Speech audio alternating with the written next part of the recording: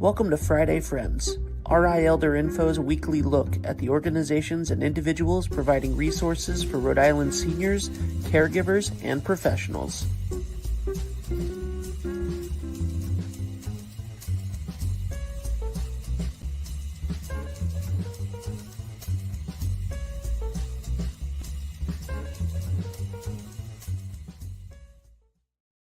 Good morning, everybody. Happy Friday. It's 9 o'clock on Friday, and you are watching me, Deb Burton, Executive Director of RI Elder Info, where every Friday I bring you information and resources that you or someone you know needs to know about.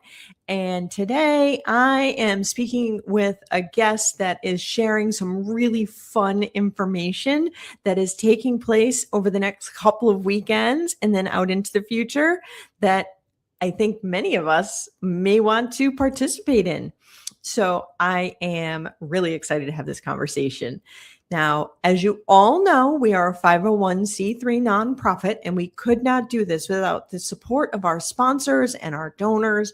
So a huge thank you to Age Friendly Rhode Island, as well as Rhode Island College Cybersecurity and Emerging Technologies, United Healthcare, and CareForth.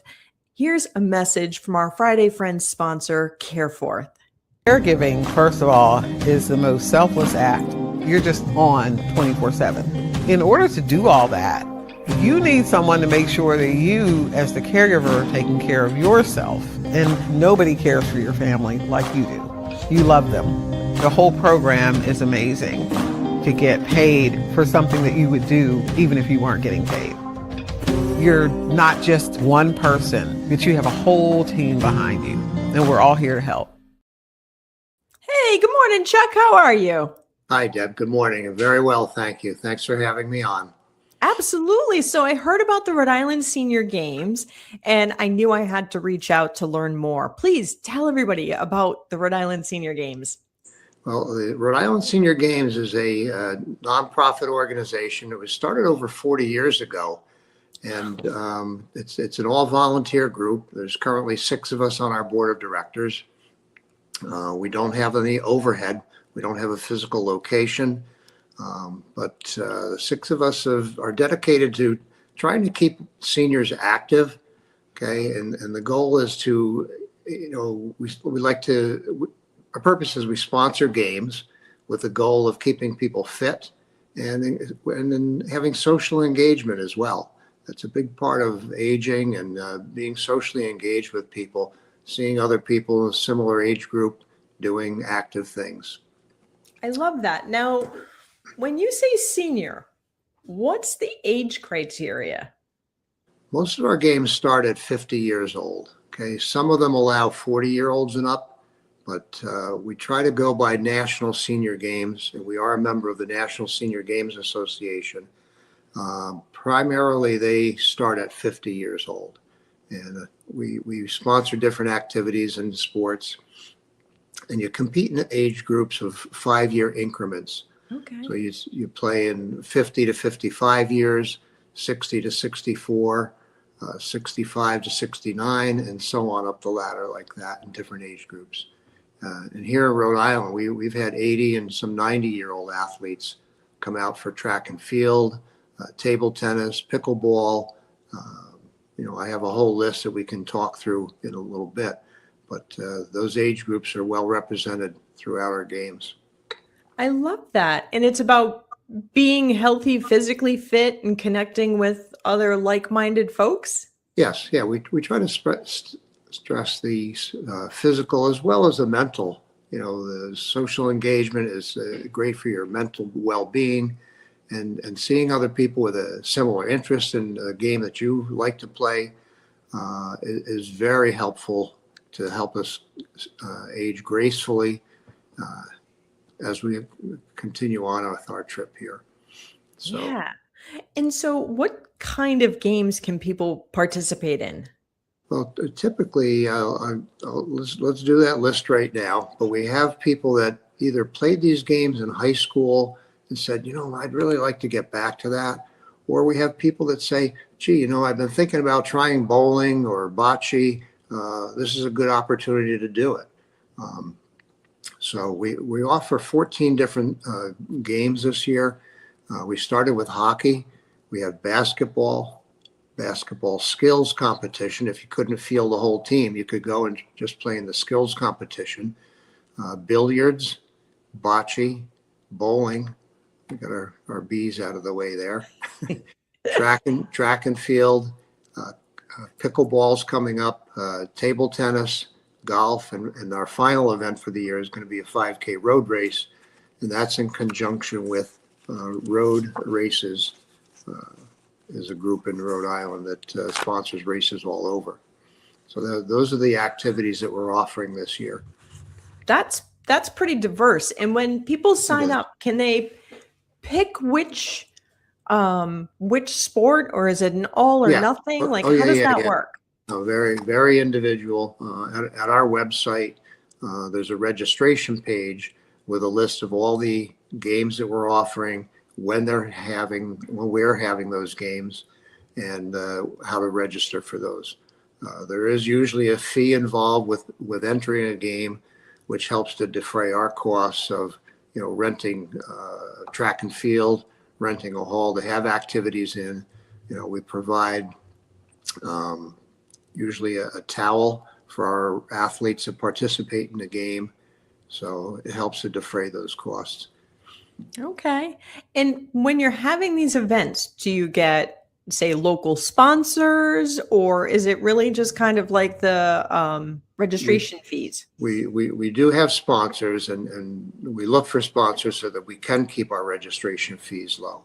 Our primary sponsor is Bay State Physical Therapy, which has been a tremendous advocate for us.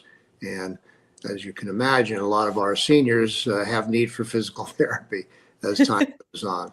They actually, Bay State has come to some of our events and had a table present where they can do actual physical therapy to help athletes stay in the game. And certainly if anybody gets injured outside of the games, hopefully, Bay State has been a very good advocate in keeping our athletes in the game, as we say. So very good. Now, when people want to join to participate, you mentioned about health. Are there certain health requirements, or like, do you need to bring in a physical to say that you can do this, or is it really, I'm saying I'm well enough to do this, so I want to do this? How does that work? It is self-guided. Yes, we have a release form that we have athletes sign that states that they won't hold us responsible if they get, if they have a medical problem during it. But we also have medical staff on the premises for a good deal of these games, because with the activities and the population that we're dealing with. But no, it's pretty much a self-attestation that you are able to participate. There's not a medical requirement that people obtain that. So, but you do have somebody there if, somebody's playing basketball and breaking ankles literally means that one time you've got somebody there who's like, ooh. Right. We've got staff that can support those athletes. Yes. That's great. Yeah. So you go to our registration page, we collect demographic information. Okay. We ask for people to sign up. If it's if you're playing doubles in an activity, we ask that you sign up your other team members. Group like basketball is a good example. You sign up with the team. Hockey, we had hockey for the first time this year, and we had 4 teams sign up. So again, the captain signs up everybody. Then at the actual event, they sign a waiver. But, okay, that makes sense. A lot of the games you can compete as a single or in doubles, such as bowling. Bocce, we had teams of 4. Table tennis, we play singles and doubles. Pickleball, same thing, singles and doubles. So at the registration, you sign people up, you pay your registration fee, and then we contact athletes as the games are approaching to give them more information on the events of the day. Okay. And how the whole thing flows, where to go. Do athletes meet ahead of time to do like a run of show, or is it just like any other, if you're running a race, you show up Mhm. to the race and you run? Yeah, you pretty much show up at the day of the event. Um, but no, pre-game, pre-event activities, no, we don't generally do that. No. Yeah, and part of being there is the camaraderie that develops. You get there, you meet other people that are interested in your same activity, make some new friends, enjoy the sport, and hopefully encourage people to come and join you next year and play other games, try other sports out as well. Yeah. In the hockey, it's ice hockey, right? Oh yeah, yeah, ice Okay. hockey. Yeah, Because yeah. I know that sometimes there's hockey that's played on rollerblades in the summer. So I wanted to make sure that, so the Yeah. Rhode Island Senior Games go on all year. Well, we started in the late spring, early summer. Again, hockey happened. Hockey was the end. Well, it was the middle of May that we had hockey. That was our first game, and our last game is going to be the 5K road race, and that's the end of October. Okay. Again, the middle of the summer, we kind of take a break. A lot of people have other things going on. It's a busy Yeah. time of year. I know in talking to the road race people, they don't want to have races in July or August because of the No. heat. Yeah, they- not safe No, exactly. for anybody. No. So we're very conscious of that. But yeah, that's pretty much our season, May through October. Okay. And is there an opportunity if people wanted to say, obviously not for all sports, but if they wanted to come and cheer? Oh yeah, yeah. We'd love to have athletes and spectators there. So yeah, certainly all that information, the location of the facilities and the dates that we're there. We'd love to have people come and watch. We also have volunteer opportunities too. Especially track and field is a good example. We need people to, time the race. We have an official timing system, but to report times back to the scorers table, running and bring water to athletes, that type of thing, help people register, point them in the right direction. So we welcome volunteers as well. So if you're not a senior and you'd like to be involved in some capacity, volunteering is certainly a way we can do that. I like that. And they can find all that information on your website, the riseniorgames.org, right? Yep, exactly. Yep. And if somebody wants to sign up, if they want to learn more, all of those things, it's all on the website? Yep. Contacts on our website, rhodeilandseniorgames.org. Okay. That's available for everybody there as well. So, And for some of the athletes, if driving is a difficulty, do you find that athletes can kind of collaborate with one another for transportation? it would be that way. Yeah, it's not something we can provide. We don't Right. have. Not officially, but No. and that's part of that friendship connection that comes with sports too. It is the camaraderie that develops. We try to get the senior centers involved with some of our games too. And Yep. I know the Lincoln Senior Center was very cooperative with us this year, and some of the local senior centers might be able to provide transportation, but as a rule, Rhode Island Senior Games does not do that. Okay. So I got to ask, what's your favorite sport?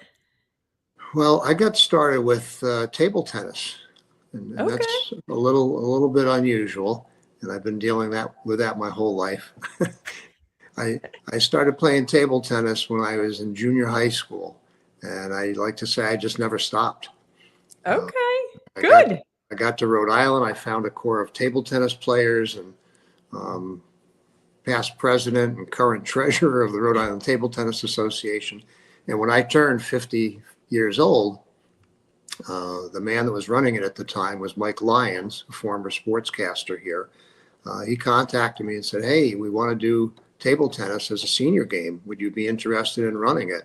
And here I am 20 some odd years later, still doing it. So that was I my love it. introduction, intro to table tennis as a senior game. So, and National Senior Games I mentioned, they run a national event every 2 years. Mm-hmm. And the current year, 2026, people that participate this year, this is what we call a qualifying year, Okay. because the National Games tournament will be in 2027, and it's in Tulsa, Oklahoma this year. But if you qualify this year, then you can go to the games next year. And I've had the opportunity to go to the National Games on two separate occasions. One was in Minneapolis, Minnesota, and more recently I went to Pittsburgh, Pennsylvania. That was 2 summers ago, and it was a lot of fun. They get approximately 12,000 athletes attend the National Games, and again, that's in all sports. They had indoor pickleball, table tennis at the big convention center there, basketball, volleyball, shuffleboard is a national event. And, there's vendors in the hall, a lot of activity going on, and just a bunch of happy seniors running all over the place, smiling everywhere you go. So it's a great experience. And I'm hoping to qualify again this year so that I can go to Tulsa next year. Awesome. And just out of curiosity too, how old has been the oldest athlete in Rhode Island? In Rhode Island, I know we've had track and field athletes in their 90s. So, Rock on. yeah. Love yeah. it. 90-year-old 100-yard dash. If you can call it a dash at that age, but we welcome seniors of all ages.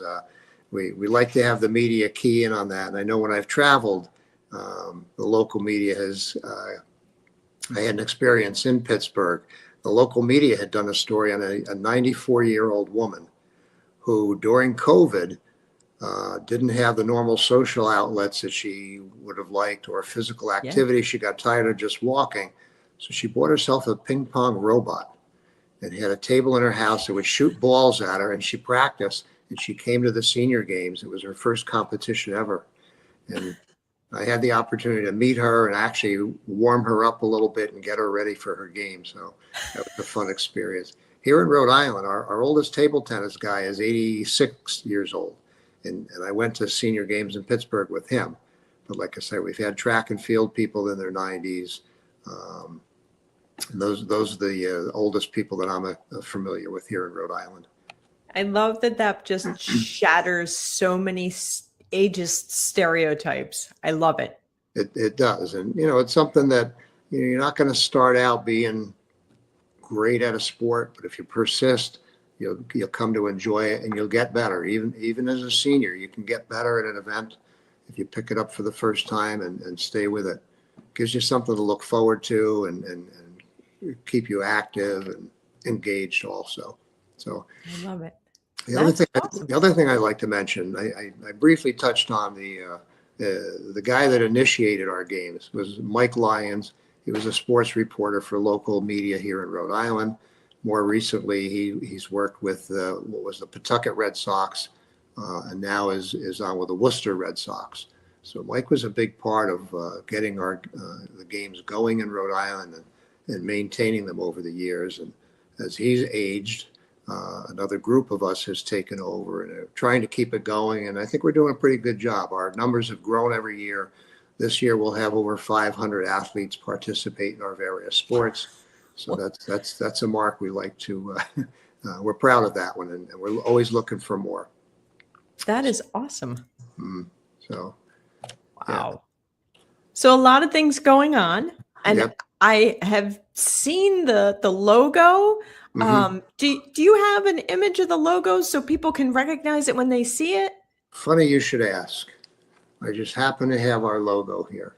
Okay. There we go. All right. So the Rhode Island Senior Games with the Rhode Island Red Rooster.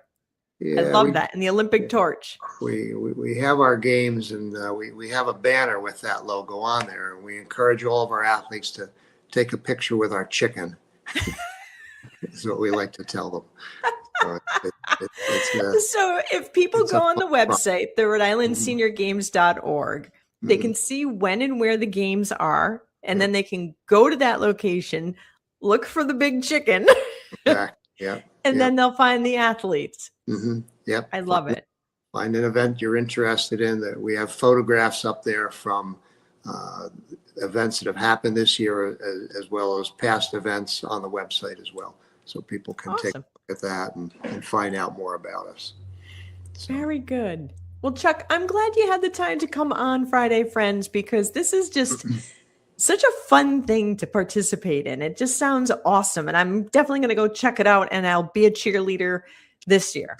I got to work up to being an athlete. That's fine. Small steps. Start Exactly. somewhere. That's good. That's good. Well, I appreciate you having us on, Deb, and hopefully we see a lot of seniors out there getting involved, staying active, keep themselves healthy. Yes. Yes, absolutely. In a fun environment. Exactly. Yep. That's our goal. Yeah. Well, thank you. Okay. Thank you for having us on. Bye-bye now. Everybody, this is such a fun way to be connected and make new friends while doing something that you enjoy.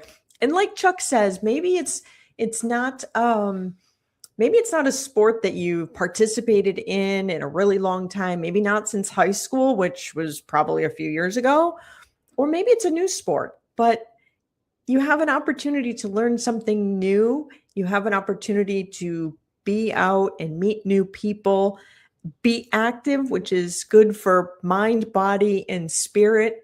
And it goes, kind of seasonally. So there's opportunity to still take those down times. I encourage everybody, check out Rhode Island Senior Games. It's riseniorgames.org. If you have any questions, they've got a contact form right on the website that you can reach out to them about being an athlete, being a volunteer, or just knowing where to go and be a cheerleader and cheer for the fact that they are breaking the stereotypes and myths around what it means to accumulate a lot of days on this planet. So I am so glad that you all joined me today. I look forward to seeing you again next week. In the meantime, be well and be kind.